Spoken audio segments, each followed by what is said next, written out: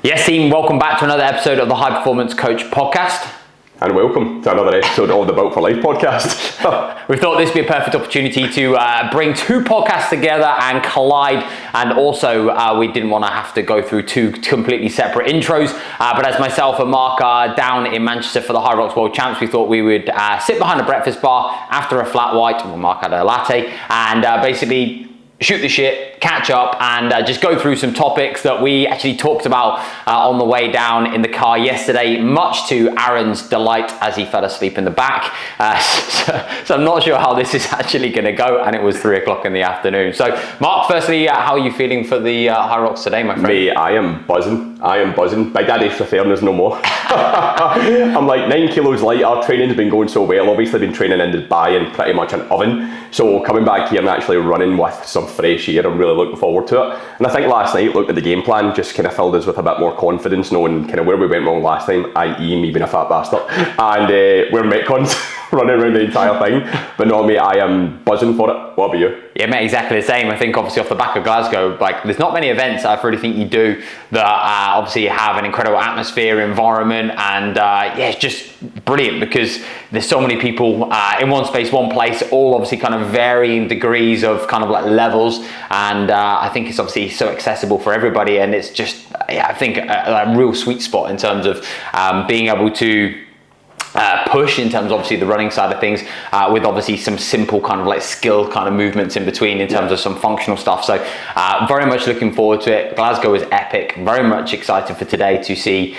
where we can go, what we can do, and yeah, mate, what's to come. And I'm excited for you not to be a Metcon sounding like an elephant behind me. Honestly, it just sounds like a guy that works in the city running for a train behind you for 8k. And you're chase a train. And you're absolutely peeled this time as well, which is it. That's the most important thing. It. Well, we'll actually start there in terms of obviously individuals that are maybe curious and or thinking about maybe doing an event, or like say for example like High Rocks. What would you say is going to be the most important considerations that they need to make from a training perspective if somebody's now looking to enter that event? We spoke about High Rocks quite a few times now, and obviously it's becoming a very, very big competition, and I think the biggest thing is just your ability to run, first and foremost, I think. Do you know, ever since lockdown, I think people have started to really become more curious with the kind of activities that they can partake in. Beforehand, I know that obviously you'd done a few different things, not just kind of bodybuilding comps. I was primarily kind of bodybuilding, and then I remember thinking to myself, having these like small weights at home during lockdown. I think I had like 7 kg dumbbells, 1 easy bar, 2 5 kg plates. I had to do pull-ups in like the landing of my building just to try and get some more stimulus in. I was just so fucking bored. And at that point, I actually went out and done my 4 half Ironmans. That was before I got hypothermia with you, which we spoke about in the last podcast. Any Built for Life guys, I'll tell you that story one day that haven't heard all the Built for Life podcast. But I think I became far more curious with what else was possible outside the realm of just training in the gym all the time.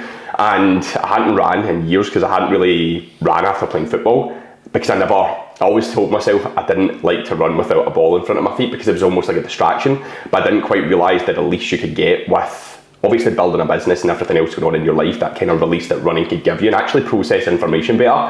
I hadn't swam since my early teens, and I actually used to swim quite well competitively when I was younger.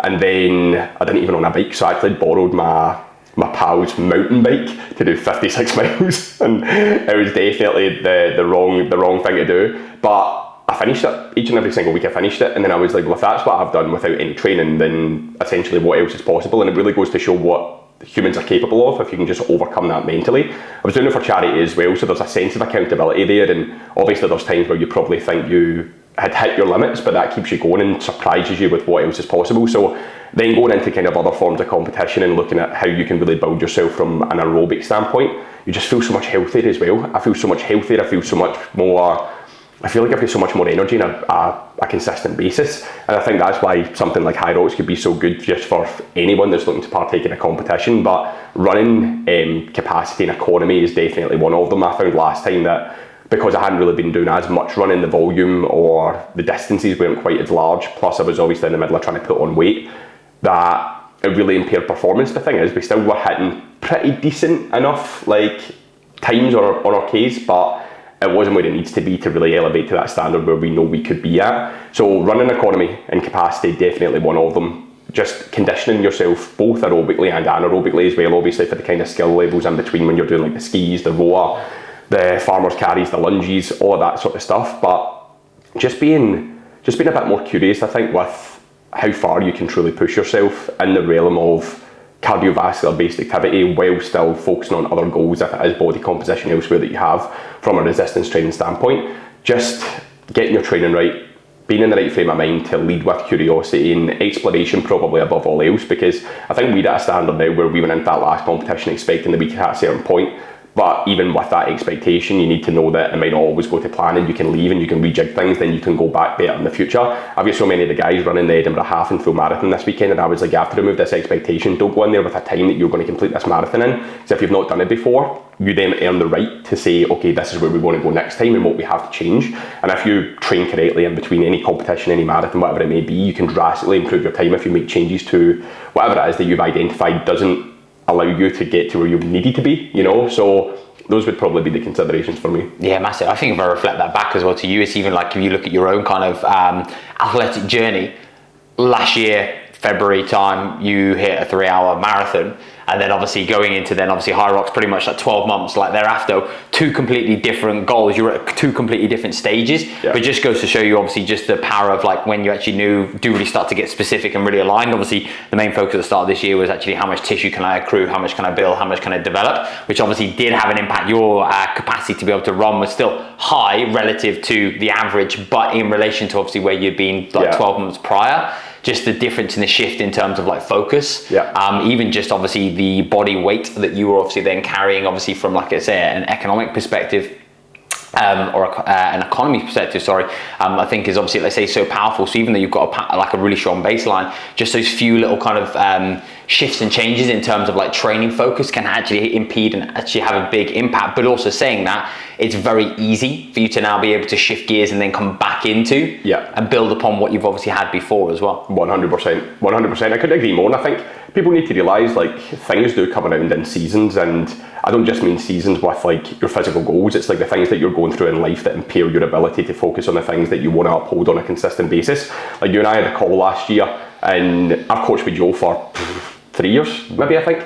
Never asked you for a call once. And I think you actually pushed me for the call because I was in like crisis mode. I was just trying to fucking battle plan and firefight and just extinguish everything on my own. And there was so much compounding stress, so much so that I'd actually defaulted to not eating as much, like just trying to get through my working days. And that's the thing, like, I think looking back on where I was previously, like I used to be a big emotional eater, and now because I'm so emotionally regulated and I can kind of find logic in everything, even if it's making me push my pain threshold and tolerance to a fucking breaking point, I can then tolerate so much, but at the same time, like diminish like how well I look after myself.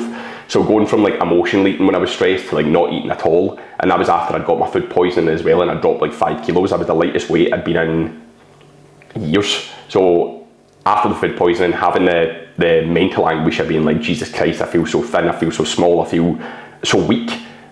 I'm also not obviously operating at the capacity either of running like a 3-hour marathon. So you kind of almost feel like you've lost it, but you know you've not lost it. And at that point I was like, right, something quickly needs to change. Like, and that's the thing, like you can dwell on what you're going through and you can give yourself a certain amount of time to stay down, but you have to give yourself a certain amount of time to stay down and then cut the shit thereafter. People just think that you can kind of get warped in this kind of pity party and you can allow it to just kind of stretch and last for as long as you want it to, but you need to put a deadline on it. Like even top athletes will say, like, if something happens, I'll let myself rant or stay down for a day, a week, a month if need be to get the game plan right next time. And that's exactly what I've done. And I've come back better, I've come back stronger, I've come back bigger, most important thing. And I'm feeling really good. But we spoke about something yesterday on the way down, as you said in the intro, regarding kind of why we are the way that we are and why we do what we do as a result of that. And I think that's quite powerful because we had some powerful conversations about it yesterday and I had a few epiphanies in it. And it's probably things that I've known deep down but I didn't actually come to realisation of until you said that in a particular way. It's so funny because even though those words had been thrown about before, it was the way that you used that sentence that I just done, fuck, why have I never considered that? And I know it's questions that sometimes we get asked quite frequently. So to ask you, why do you think you are the way that you are? And why do you think you do the things that you do as a result of that? Yeah, I think, and again, mate, when we had this conversation yesterday, it's like, do you know what? It's like you could literally go down so many rabbit holes, and I think there's so many things that kind of pop up in my mind, and that stemmed from because I had a call with a leadership coach who I'm now going to be working with for a period of time, and she then asked me that question, like, why do you think you are the way in which you are? And I was like, oh, well, let's open a can of worms. And I was like, I think I've got an awareness, and that's why then I put that kind of other question onto you, and then we just kind of went off. I think there's been a kind of a multitude of different things. I think obviously, number one, your environment, I think, plays obviously kind of like a huge role in terms of the kind of like leaders that I obviously had in my life, and the kind of, I suppose, the discipline that I was given obviously from a younger age. So like my stepdad was kind of very kind of, hard is the wrong word, but was very kind of like disciplined in terms of like, this is the time you need to be home, this is the time you need to do this is basically what you need to do. Got me obviously into sport incredibly early, and even though I actually didn't want to go to football training, go and do those things, I was very much against it when I was a child. And I don't know, that kind of, I suppose, like almost like discipline, structure, having these boundaries and barriers that I actually had, these boundaries that I had in place, I think even when I was a child, I think obviously created this kind of like routine for me, and also created that discipline for me. Not in a negative way, but just in terms of like, these are our values as a family. These are the things that we now do together. So like, if I was 2 minutes home, like late home from like playing football or whatever for dinner, like that was not appropriate, and you wouldn't be best received. So I think it was even those little things in terms of the standards that were then kind of set, because this was important for us, and this is now why we'd kind of do what we do, because we're a family, blah blah blah. And I think that had a huge impact on actually the discipline and the standards that I now kind of like hold myself to at this present moment, and just structure and routine. Aside from that, I think obviously there's been probably a lot of like pain, and also potentially like feelings of like insufficiency, which has obviously then driven like me to obviously now behave and to feel as though that I was like enough and worthy, and in doing so, I would cling on to either like my sporting prowess, or like how I now look like aesthetically. And quite often I would use training and looking a certain way to actually mask the lacking confidence that I had in myself, and therefore almost felt as though that was like a shield and a barrier for me. And I think as well, just my granddad playing probably a huge kind of like role in like my upbringing, in terms of just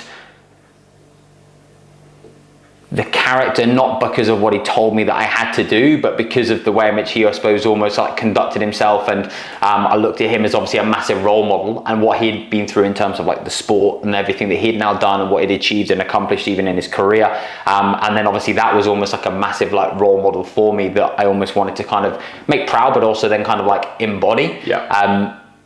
But I've also been through times where I remember being in the third year university, and like waking up with a pizza box next to my bed, being out 4 nights in a row, and then thinking, is this me? Is this it? Like, I know that I'm living nowhere near my potential, and I've got so much more to give. And that was almost like a kind of catalyst for me, that then actually sparked this whole kind of like bodybuilding journey and everything else, because I knew that I was capable of more, and there was an itch that I wanted to scratch, but I didn't know like what or how, but I just knew that I had more in me, and I was letting myself down. And I always have this thing where I look back, and it would start with the end in mind, which is 7 Habits of Highly Effective People.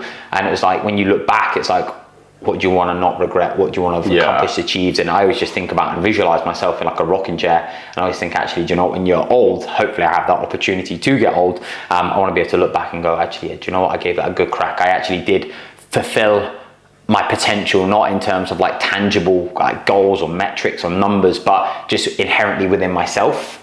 Because I think that journey you go on, where you build that confidence, that trust, and you behave and you do certain things, that allows you just obviously build so much self-assurance within yourself, which I then think obviously kind of gets seeped out into every other aspect of life. But yeah, I think it's something I'd have to continue to sit on and think about and explore, but I don't think it's ever one thing. I think it's obviously a multitude. What about you? Well, I was actually going to ask, just in reply to you saying that, like, obviously we kind of were talking about yesterday as well, like within the coaching realm, the coaching world, like things are definitely getting much tougher for coaches now, because they lack conviction, vision, they lack really probably taking people to the place that they need to actually coach them.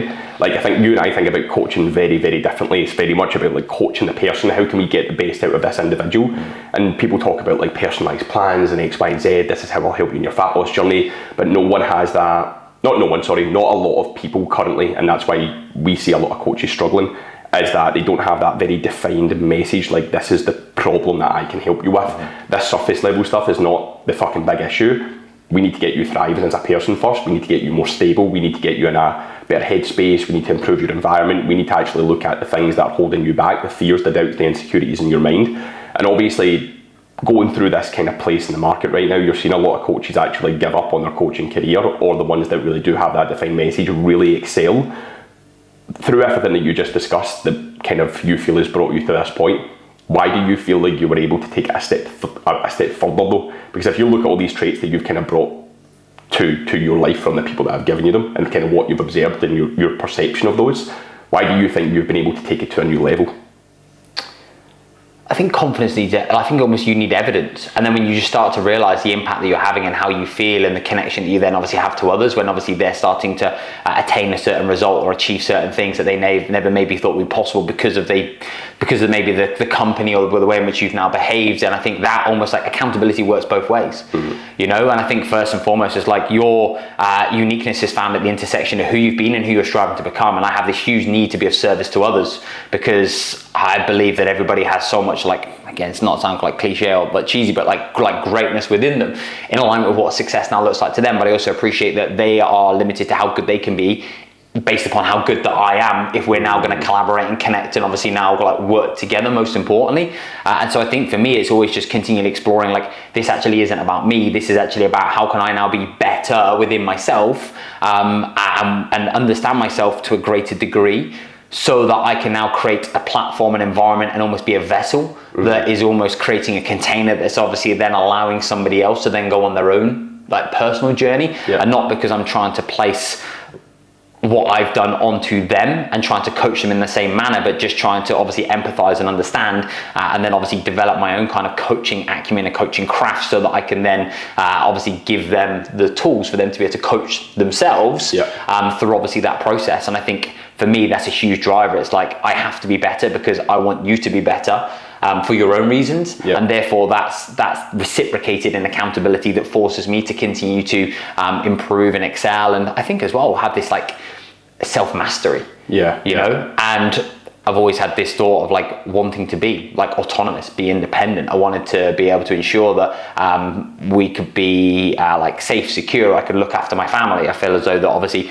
they sacrificed and gave up so much and obviously gave me so many incredible opportunities. And I've always had this massive driver that I wanted to be able to be in a place, in a space where I could then give that back to them. Not that they want that, not that they need that, but to be in a position where actually I can now support them through not just financial, but through like everything, you know, in terms of like being that individual that has got those traits and characteristics and behaviors and has got those standards in the way in which you now look after yourself, that actually allows you to be in a position where people feel safe to come to you because you're almost like that lighthouse, I suppose. I think that kind of comes down to like, you know your niche very well, the problems you can't solve, the people you can help, and almost trying to invigorate yourself as that coach that you feel you would have needed. Because the thing is, I think both of us work with people who go through very similar kind of life experiences and want to be better, and we've kind of taken ourselves to that point to show people that it's possible. So we're trying to always think about, well, when we were in the depths of it, when we were in the despair of it, when we were in the pain, we were in the hurt, what do we need to continuously do to upskill ourselves to be that lighthouse that we would have needed, so that these people can have that same lighthouse? That makes sense. I think you'd hit the nail on the head. I think the big thing for me is that I want to be the leader that I wish that not that I had, because I suppose I have had some incredible leadership like figures in my life that are incredible. But yeah, also then in the specific domain that I now operate within. In terms of like the coaching, basically I wanted to be the leader that I now wish that I had fundamentally. And I think that was obviously at the core of everything. And I think again, it's just being able to build relationships and build rapport and connection with people. But in order for you to know how to do that, you need to be able to develop that relationship with yourself. 100%. Because otherwise there's always going to be this kind of like a hole that's almost going to be missing, and therefore again, I did this with my body. It's like I was seeking validation. I was seeking now being able to be enough by people telling me how good that I looked, or how well that I was doing, or the things that they achieved, or the football accomplishments, or the bodybuilding accomplishments, or you're the gym guy, or you're the guy that does this, and then identify myself as that. And then in doing so, I was constantly now behaving in a way that was in approval of trying to get approval from others,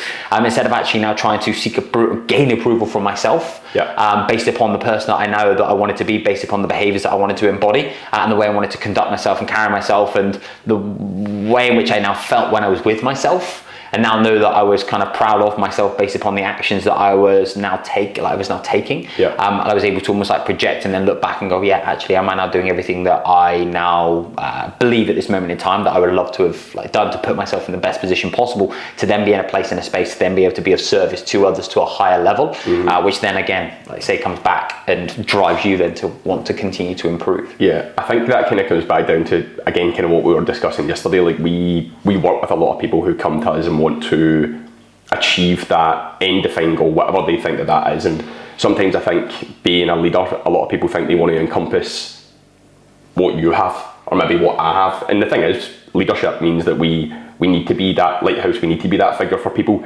But I think a lot of people don't understand also what it takes to get there. Like, I know that we live very similar lives when it comes to what we enjoy. We like to train, we like to eat, we like to spend time with our missus and our dogs.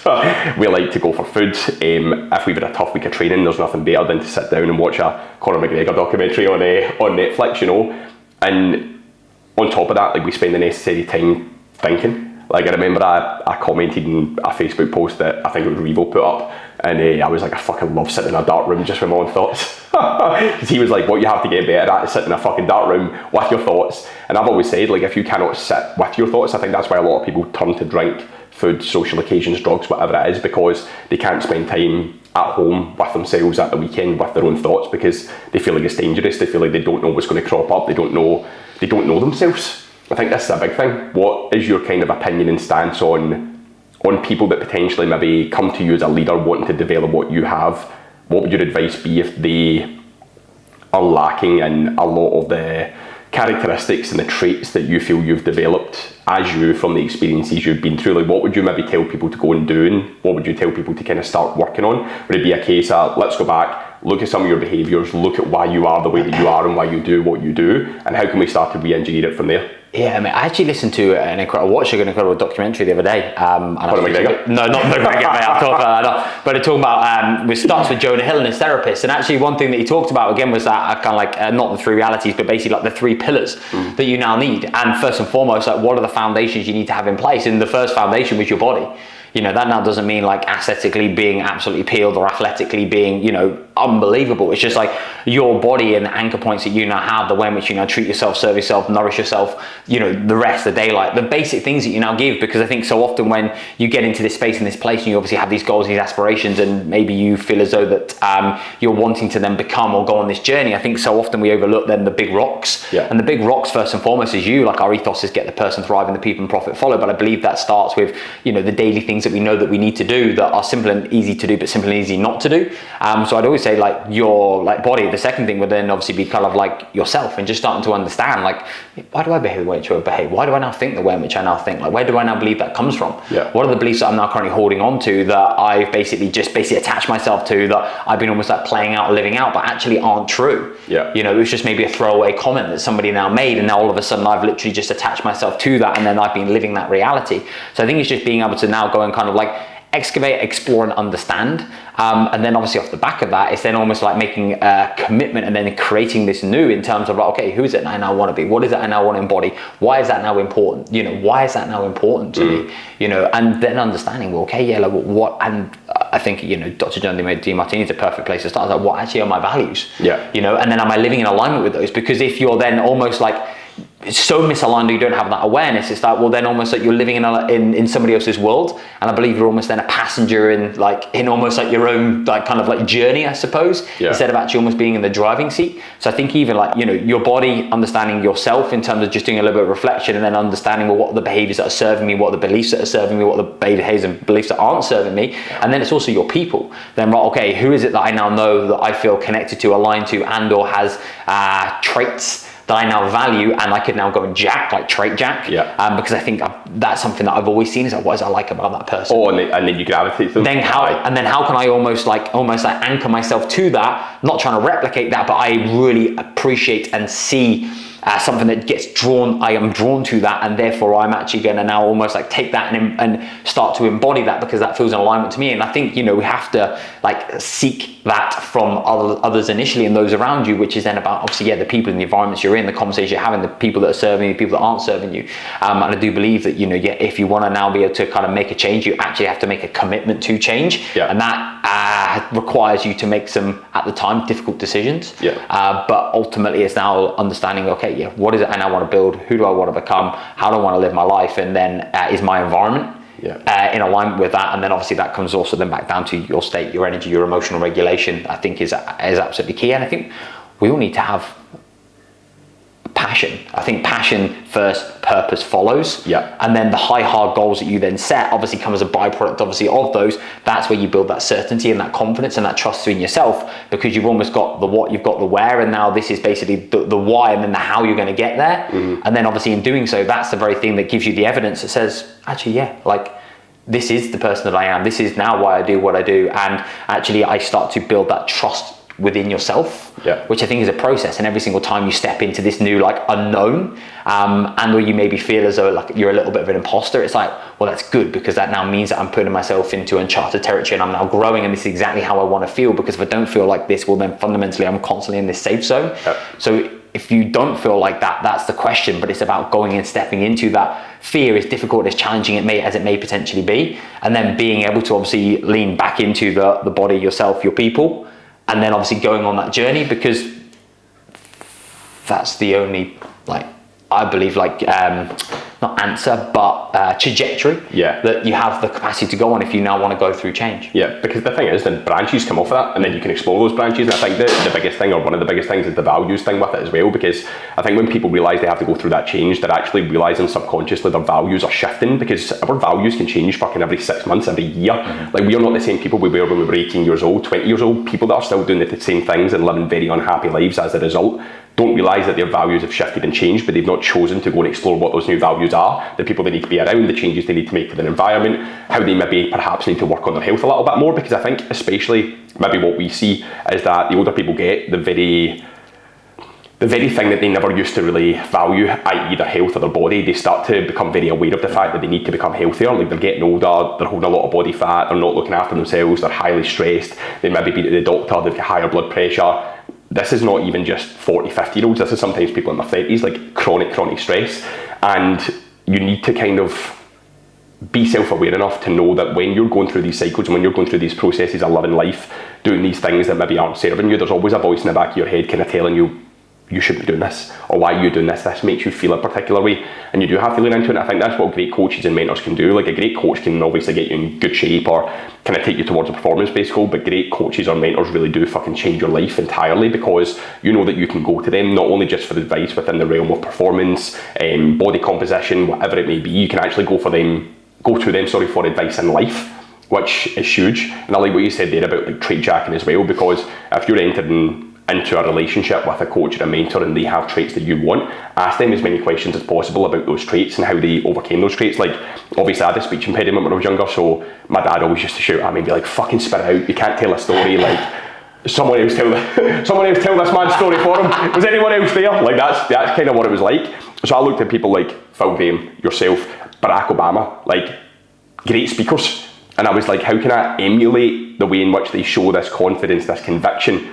And obviously I'm no fucking Barack Obama. I'm a Scottish bald guy that likes to swear when he talks, but I make it my own. You know, I'm not trying to show up and be fucking Barack Obama. Like, I'm trying to put my own spin on it. I know when I talk, my head moves a lot, my hands move a lot. It's just the way that I fucking get through it. I enjoy it. And if I muck up, it kind of gives me the confidence to know that I've mucked up trying to be myself rather than trying to emulate someone else, because that is a lot of pressure to put on yourself. Like, I need to get this perfect and speak publicly like these types of people. Whereas when I know I'm doing it in my own way, I can kind of have a bit of a laugh with myself and say, do you know what, you fucked up, bound to happen, like, get back to saying what you were going to say. Like, you can just take a second, you can pause. And I think that trait jacking is so important, because you can develop so much of your skills from that, because everything is taught by other people anyway. Like, what you have is not your own. I was speaking to a friend recently that was having a bit of a hard time with his brother, and his brother was like, you've been talking to Mark Strathern too much.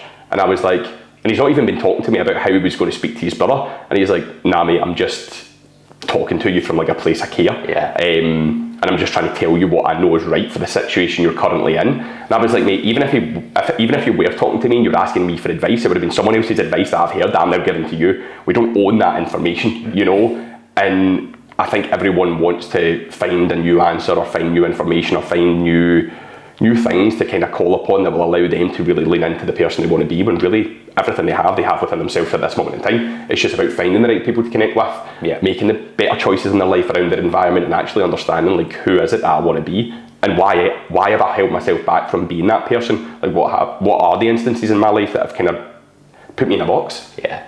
I think, mate, two things. Like, you've got to leave yourself to find yourself. So again, the pizza box, like for me, like waking up on that kind of Wednesday morning and being like, what am I even doing myself? Like that again for me was like, you got to leave yourself to find yourself. You've got to now be able to go and do those things for you then to understand, like, is this in alignment? Is this now making me feel good, or actually is this now actually against my values, but I've been doing this because of insert whatever.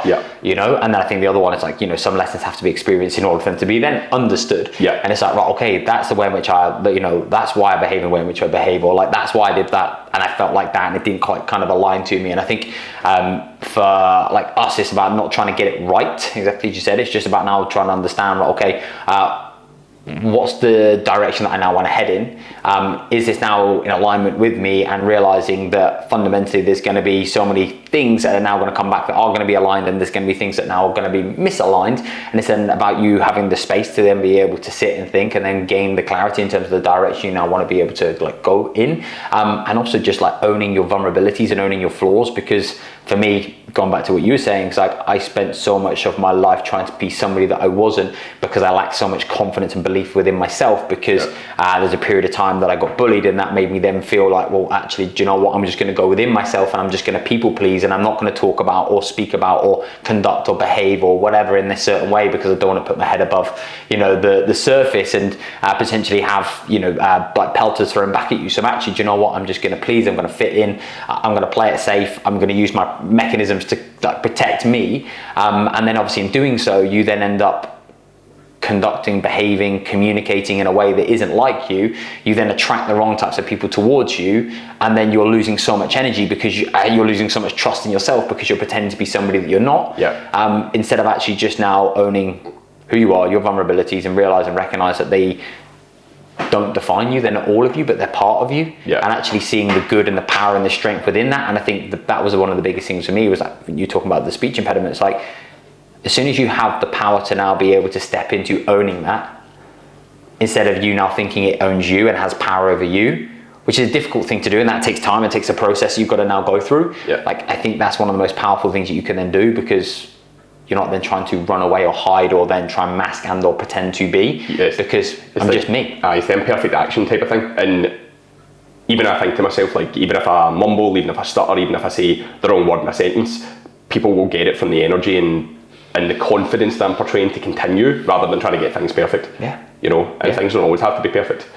Like, to be understood. And I think that's where most people go wrong, because they want to be perfect, to be understood, and it's like, you'll never be understood because you're never going to be perfect. So it's, I think, is you know, and especially now with social media and everything else, is like, people want connection. People want, again, like leadership, come back to leadership, it's like people now want to feel safe. They want to be able to build trust. Well, fundamentally, you can't now build trust with somebody if you now don't trust yourself first and foremost. And that's obviously the journey you've now got to be able to go on. But it ultimately does come back down to the like the openness, the honesty, the integrity that you now hold. And it's like, yeah, this is me, which I think you always kind of question, like, am I really being true to myself? And I think there's always going to be a question you're going to like ask yourself, like, is this really me, or is this now me pretending to be? And again, it's like that's in a whole like dichotomy that you can get into. There's a whole new exploration, I suppose. But just understanding that, yeah, people actually now need people, and people need you exactly as you are today. And they actually need, like, everything you've been through, everything you've experienced, and all the challenges you've now seen actually make you who you are. And actually there's value, and there's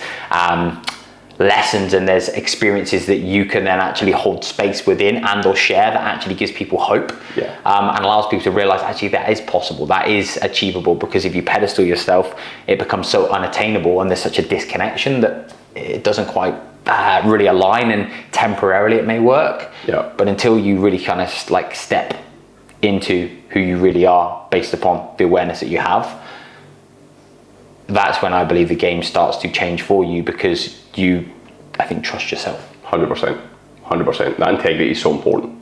Like, I think people don't quite realise that when you go on this journey, like whatever journey you're going on, like I just like to think it's the journey of life.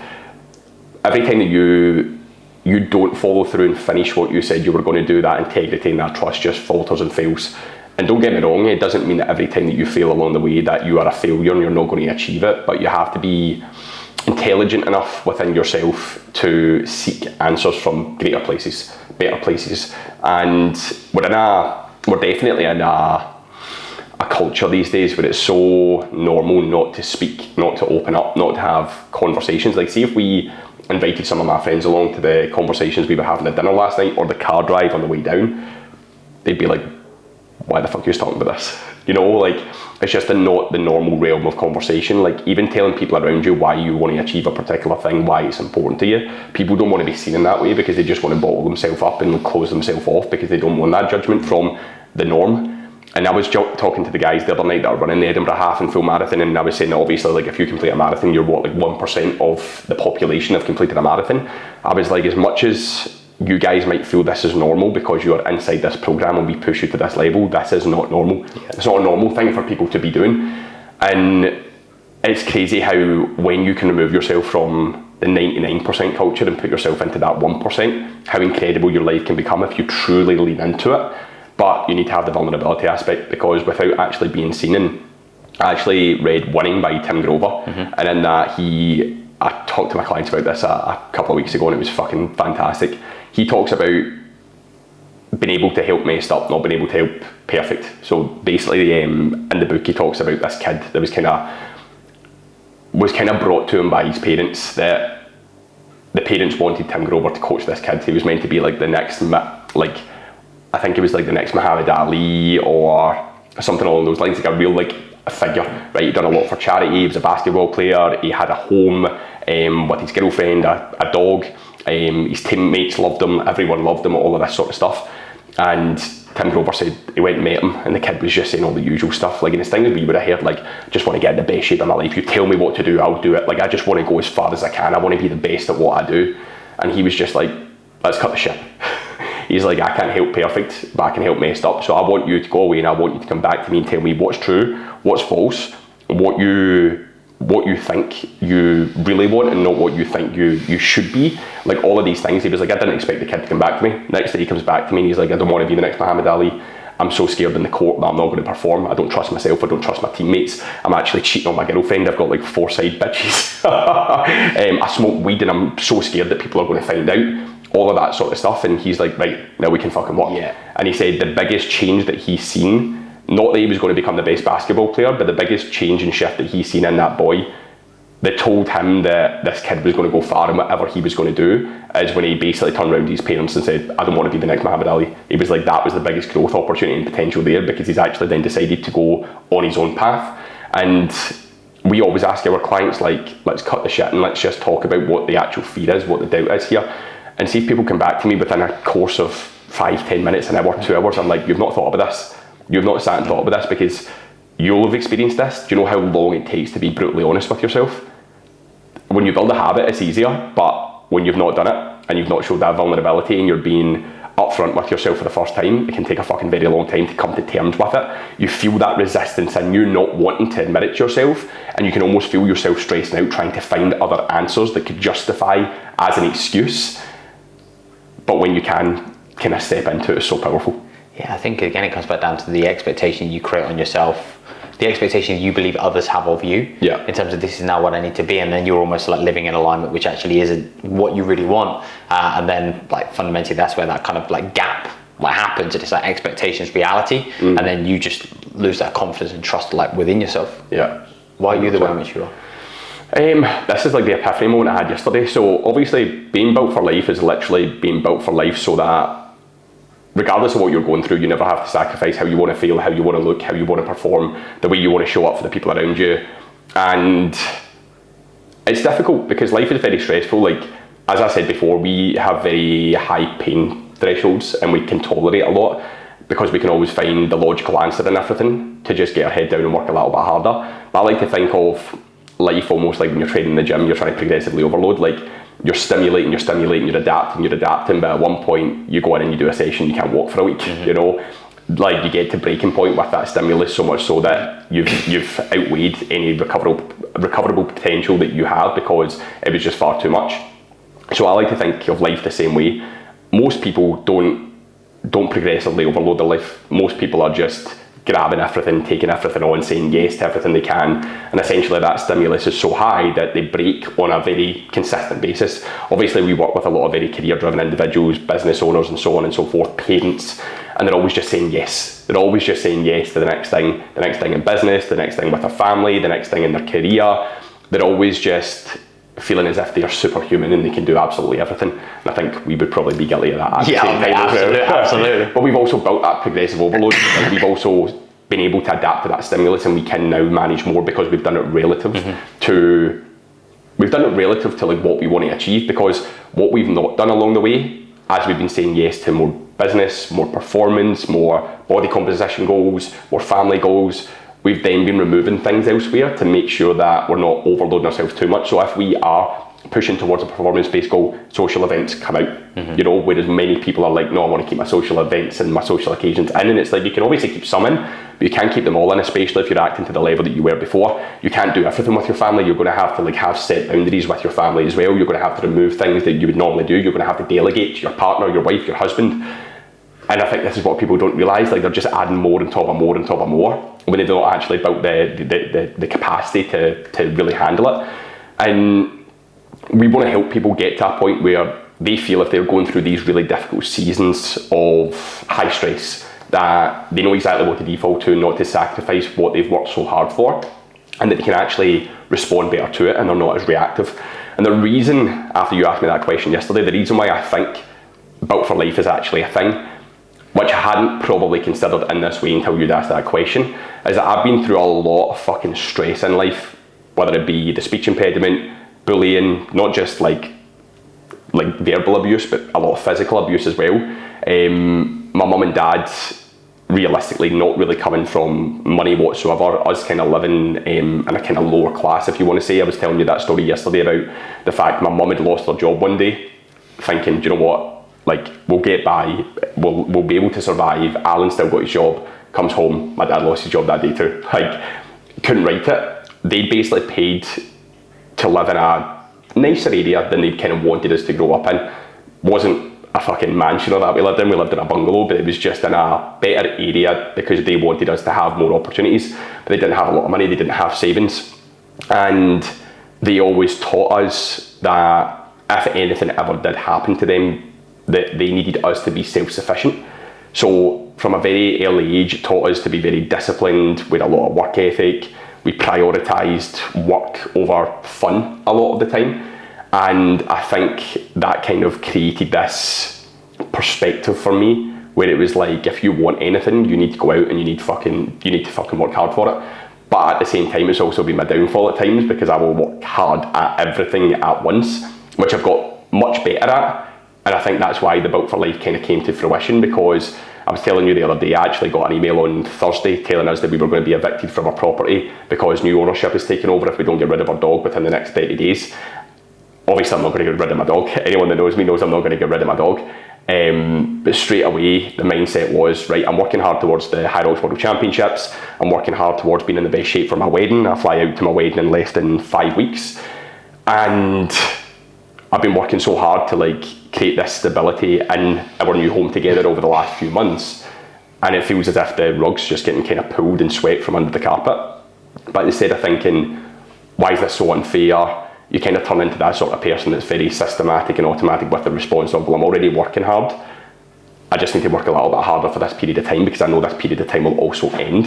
Like, you know there's a finish line, but at the same time, you also know that everything's equally important, and that's okay, so you have to get the head down and work harder. I think when more is demanded from people, they start to prioritise what they think is important. So, you know what, I know I've got a body composition goal, I know I want to lose weight, I know I'm working towards this marathon or this competition, but at the same time, this is going on, and I'm not too sure if I'm going to be able to do it all, so I'm just going to, you know, throw that by the wayside, which I don't fully agree with. I understand that there's going to be stressful times in life, but there's always things you can default to keep on ticking over. And I think that when you're flirting with what's possible with people, depending on where they are mentally and emotionally, they can try and find a very easy road out.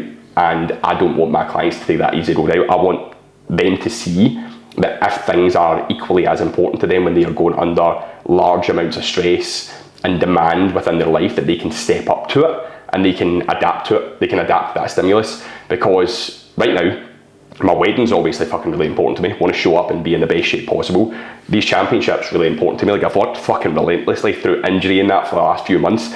Wasn't missing it, because my dad said to me, son, I think you should just go home and get it sorted. I know you don't want to let people down. I know you've worked hard for it. I think you should just go home though. It gives you a few days to get something sorted. And just to give you guys context that are listening, we have to be out in 30 days time. It's actually now 28 days time, and we fly home in 29 days time for our wedding. So we need to be in somewhere for coming back for our wedding, because we can't go back and have nowhere to live. So my wedding's really important to me. These championships are really, really important to me. Like, obviously my body composition goals for going away to the wedding. My clients are extremely important to me, so I'm still having to lead them through this. We're currently doing a 12-week transformation challenge for the guys inside the program as well. Obviously, some of the guys are running the Edinburgh Half and Full Marathon, which is tomorrow. By the time this comes out, they'll already have ran it. But we're also down here. Our start time down here was back in Glasgow anyway, it was 9 a.m. Down here it's 6 p.m. So we need to compete, then drive back home tonight, and then I need to be in Edinburgh tomorrow for 7 a.m. But normal people would say, you know what, nah, I can't do it. But all these things are equally as important to me, and it's okay to admit that these things are equally as important to you, but you also have to understand the reality of the situation. As if that's the case, you need to get your head down and show what you're capable of. And when you can adapt to that stimulus by adding these things in over time and showing your tolerance levels, you realise that once the season's passed, you can rest and use that time more appropriately for the things that you really do enjoy, but be proud of yourself for it. Because when that season passes and people are sitting around saying to themselves, I've gained another stone because I've never managed my nutrition, maybe someone in my family was all unwell, because my view is, right, you still need to eat. So why do you have to eat shit? You know, and don't get me wrong, I was an emotional eater before, but it's if you're an emotional eater, I want to help you through this so that your perspective is, I do not have to default and go eat shit. Even if you have to move your training about, do you have to maybe try going to the gym at 10 p.m. at night? If you've got a 24-hour gym membership, have you ever tried that? Or I thought it would just be too much. Go fuck around and find out. You know, sometimes people will live within these constraints of time. If I don't get to the gym before 7 a.m, don't go to the gym. If I don't get there before 7 p.m, don't go to the gym. Go and fucking flirt with it. Go and see, right? Because that's where the people come negotiable amongst all these non-negotiable things that they have to deal with within their life. So we really want to kind of show people that they can have this higher level of tolerance to weather these storms, and when these storms and these seasons are over, they have what it takes to then go on and push on in life and kind of see what's possible with the time they have available to them, but actually be fucking proud of themselves for getting through it. You know, and saying, do you know what, if that happened to me before, I would have gained a stone, but I'm actually another couple of pounds down. Before, my training would have fucking fell by the wayside, but I just beat my 5k time last week. I deadlifted a PB fucking yesterday. I'm so proud of myself, because even though I couldn't get the same volume under my belt, I kept ticking over, and because I rejigged the amount of volume I was placing on myself, not just from a gym perspective or a training perspective, performance, but also life, because they pulled other things away where necessary, they can then say, do you know what, I can actually achieve more by sometimes doing less, which is a perspective a lot of people don't have. Yeah. I think the piece that I take from that is almost this too shall pass, and it's understanding that this is just this is literally just merely temporary at this moment in time, and it's actually how you decide and choose to respond, and then actually what you're willing to compromise and sacrifice at that time. And being okay with that temporarily. It's not now going to be forever, but just giving yourself that opportunity to realize and recognize, right, okay, this is a time that I now need to kind of lock myself in and just now really make certain sacrifices that I enjoy or whatever, but I just now know for this short period of time, this is now what I need to do. I need to go and do the do, and I've got to go and do the work, and there will be then obviously that recoverability, and I can then shift gears. Then moving forward, and I think it's being more dynamic and malleable, and actually understanding how can I shift gears as and when now necessary, and understand how do I mitigate the risk and protect the downside to the best of my ability, depending upon whatever you're focusing on, that will give you the opportunity to now be able to continue to be consistently good rather than occasionally great. And I think No, I was just going to say that kind of comes back down to like knowing who you are though, because like I always wanted to be this type of person that was like a strong person. Never really kind of knew what that meant in my mind, but that kind of strong person to me means someone that's very responsive and not very reactive. Like they can kind of find answers amongst the stress very, very easily and understand a way out of it in the best and most efficient way possible. And that's kind of what I want to pass on to my clients, because so many people are reactive based upon who they are, but they've also not looked at who they are. So they're like, why am I reactive? Why am I turning to this food? Why am I throwing my training by the wayside? Why am I letting people treat me like this? If you know who you are and you understand those trained behaviours, we can untrain those behaviours and give you new ones. And it can just be one simple trigger that sends someone into that spiral for weeks. So understand yourself better, because that one thing that happens just triggers you and goes, oh, I'm not worthy, I'm a failure, I've always known it. But you've not built any new evidence to show yourself that you're not. Absolutely. You know what I mean? And this is where that grit, that resilience, that discipline that you need to get through even just one thing that is really difficult at that point in time, that season, that thing that you know shall pass at some point. Even if you just do one thing, you have one more thing in your locker to say, do you know what? Maybe I can do it. Yeah. I think it's that thing is like when I get to X, when I get to Y, when I get to Z, then I will feel, then I will have, then I will achieve, then I will, and whatever. And it's like the reality is there's always going to be uncertainty. There's always going to be uncertainty. We as beings obviously have different degrees of certainty that we now need as individuals, and there's obviously varying levels to that. I believe some people are more okay with uncertainty. Some people need more safety, security, and certainty. But it's like the one reality is there's always going to be uncertainty, regardless of where you are, what you're going through, or what it is you're now doing. The second thing is that there's now always going to be some type of pain and or challenge, regardless of, again, varying degrees, but there will always now be pain and challenge. And then the third thing is always there's going to be consistent, constant work. There's consistent, constant work. Doesn't matter when you get to X, Y, Z, or when I think that I'm going to look, feel, perform, have, achieve A, B, C, or D. It's like those three realities are still going to be there. And you can't then shy away from that, because that's ultimately the work that you have to become okay with, but it's the tools and the strategies that you then start to develop and start to put in place that allows you to understand how can I now deal with these things to a better degree, and where do I now see the opportunity in this, and how is this now progressing me? Because quite often that's usually the point where I've done in the past, absolutely, where you almost saying like, will fail, give up on yourself and stop. Instead of just now realizing actually you're probably way closer than you think you are. It's just being able to get back to that grit, that tenacity, remembering why you're doing what you're currently doing, why that's now important to you. Again, not like the thing, but the person you're becoming through the thing. I think that is the thing that gives you that peace, or I can only speak for myself, but when I sit down on the sofa at night, or I sit in times where I'm by myself, that's the thing that gives me peace. And there's always going to be, well, you could have done this, and what about that? And you maybe should have done this, or you look like a tit then, or you. But I mean, like, there's always going to be there. But it's that like reflection. And I shared with the guys the other day. It's like developing your craft, whatever that now looks like for you. I believe is repetition, reflection, and then iteration. 100%. And then that equals progression. If you do a shit ton of work, you then reflect upon that. You then think about what do I now need to develop, iterate, improve, boom, boom, boom, and then ultimately do that. And then go and do a few more reps. That's going to allow you to progress until you hit the next kind of glass ceiling, and then it kind of continues to build, which is what it sounds like, built for life. Yeah, exactly, mate, that's exactly it. You've just explained it. I don't know about commission. I don't know about that, mate. Use JP10. JP10 discount at checkout. I think just probably to finish up, because I know we probably need to check out right now. One minute. 1 minute. This Airbnb host is going to fucking hate us. But the one thing I just picked up, I think, as you said, like, you're far closer than you think. Like, if you give up, you're never going to see just what's on the other side. Like, and I know that we found that in like competitions. Like, do you even remember when we done the National Fitness Games and like your legs blew up in the assault bike at the end? Mine done the same thing the next day, because I'd done the 2 back-to-back days with Christian, and we nearly finished first on one of the things we were doing, and came in literally like 2 seconds behind, because I'd fucking gave up and jumped off because my legs had blew up a bit, where I was like, if we hadn't switched within that time, it's even just small things like that of awareness. If I hadn't switched within that time, we would have beat them, because it took him about 3 seconds to go on the bike.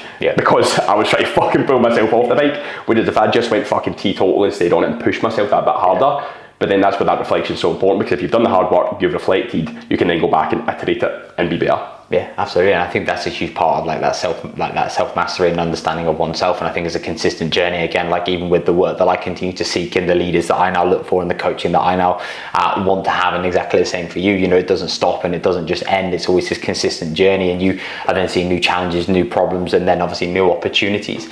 But it's that consistent, constant work that you've got to almost start to fall in love with and be okay with that, which I think is the most important thing.